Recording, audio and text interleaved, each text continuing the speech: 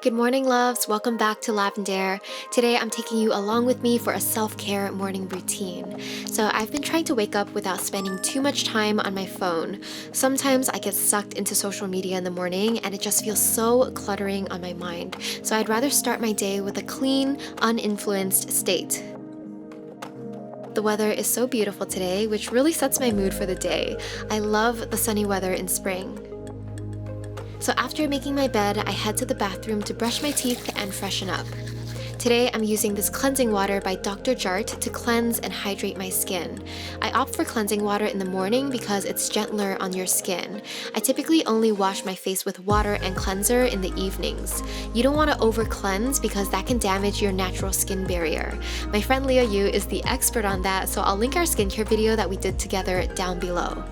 After that, I'm applying this Elemis Pro Collagen Cream with SPF 30. It's so moisturizing while giving me some SPF that's good enough for indoor sunlight. Yes, you still gotta wear SPF even if you're staying inside all day because the sun's UV rays come through the windows. Then I'm gonna get changed into my yoga clothes and head downstairs for my warm water with lemon. I love having something warm to drink on an empty stomach. This is so easy on your digestive system, and the lemon also adds health benefits like boosting immunity, metabolism, and maintaining the pH balance of the body. Next, I'm setting up to do some yoga.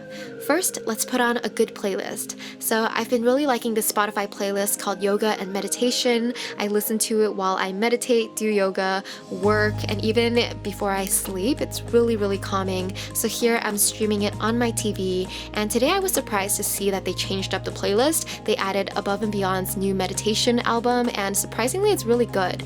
By the way, if you guys have any music recs, just anything, not just yoga and meditation related, please share them down below because I really need new music to check out. Alright, let's get started. So I'm starting with some neck stretches since I hold a lot of tension in my neck and shoulders.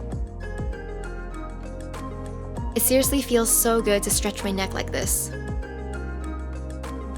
Then I'm doing some shoulder rolls, forwards and backwards, just breathing into each motion and intentionally giving love to these parts of my body. I feel like when you're stressed, you hold the most tension in these areas because it feels like you have a lot on your shoulders. So that energetic burden really shows up physically in the body, so it's important to have a consistent practice to release all of this built up tension. Following that, I'm doing some cats and cows. These are some of my staple movements that I always do, even on days where I'm not doing yoga. Sometimes I just do this before going to bed because I just like stretching my back and my spine, and it's just good for you. And then I just move into whatever flow I feel like doing. Today, I'm feeling like a more energetic flow that works on building strength and flexibility. I've been doing yoga for over 10 years through classes, and by now, even if I don't remember exact flows, I know enough to do it on my own and go with whatever my body wants to do. This is something that quarantine is teaching me to do. I used to only do yoga through classes, following an instructor, or using an app like Down Dog or watching YouTube videos, but this past week, I've started doing it alone without instruction, and I'm finding it helps me strengthen my intuition with my body and giving it what it needs. Like I'm actually taking the time to listen to my body. What do I feel like doing next? And then I'll just do it. So for example, today my flow is more energetic, but the day after, I felt like doing a slower, more restorative flow, sticking to deep stretches and only really working out my abs for a little bit.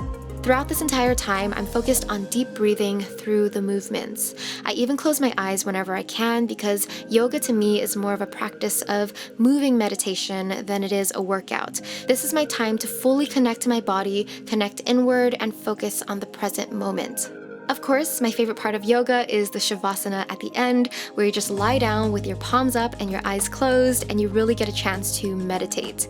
I can honestly fall asleep during this time, especially with the music going on in the background, and it really makes it easier for me to meditate like this than if I were to sit down and meditate because my body is already tired and relaxed from all the poses. after yoga, I'm taking a moment to water my plants.